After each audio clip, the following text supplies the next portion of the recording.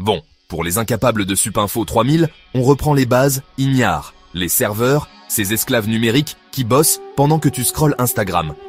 Toi, t'es là, en train de faire défiler des reels de recettes de pâtes à 3h du matin, comme un zombie numérique, pendant que dans l'ombre, un pauvre serveur, quelque part dans un data center en Allemagne, trime comme un stagiaire en start-up, sans reconnaissance ni RTT.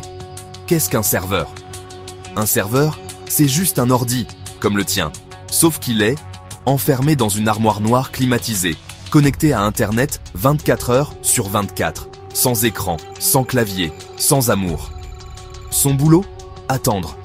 Attendre que toi, l'utilisateur béni des dieux de la flemme, tu lui poses une question du genre « Hey, montre-moi cette vidéo où un chat tombe dans une boîte ». Il obéit, fouille dans ses fichiers, te balance le lien et se remet à attendre. Comme un gars en friendzone qui répond « dispo » en moins de 3 secondes. Comment ça marche?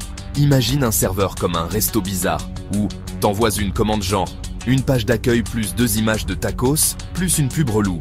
Et il te renvoie le tout, garniture incluse, dans un joli paquet HTML, CSS, JS, en espérant que t'oublieras pas de le remercier. Spoiler, tu ne le feras jamais. Et ce resto, il est toujours ouvert.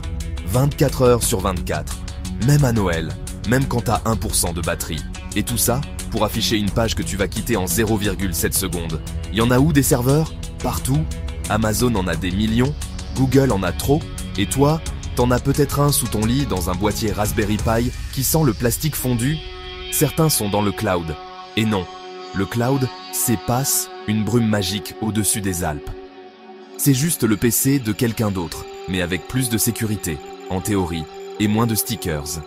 Type de serveur, PokeSup Info 3000.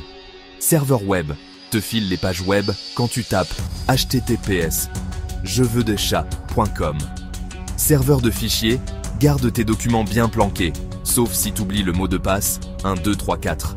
Serveur de base de données, retiens tout ce que tu veux oublier, genre les messages envoyés à ton ex à 2h du mat.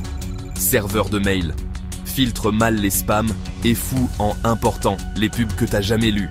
Tous ces gars-là parlent entre eux comme des collègues dans un open space, sauf que ils ont pas de pause café.